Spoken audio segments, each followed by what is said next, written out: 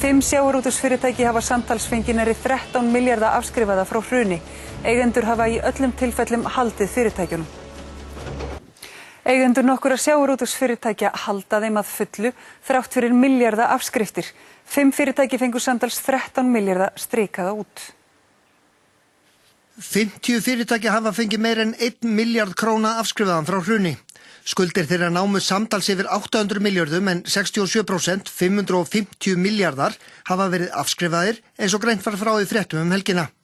Afgangnum hefur í mörgum tilfellum verið breytt í hlutafé og fyrirtækin enn í rekstri.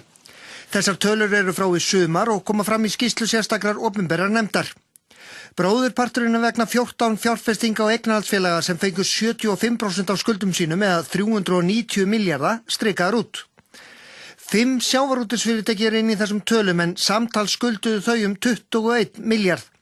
Þau fengu 61% afskrifað eða nærri 13 milljarða samtals. Þetta þýðir meðalafskriftir upp á 2,5 milljarða á hvert fyrirtæki. Ekkert kemur fram í skýrslunum hvaða fyrirtæki þetta eru, þar kemur bankalindin inn í.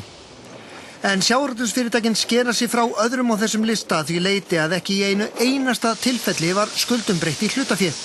Eigendurnir héldu því öllu sínu, fyrirtækjunum, skipunum og eftir atvikum kvóta.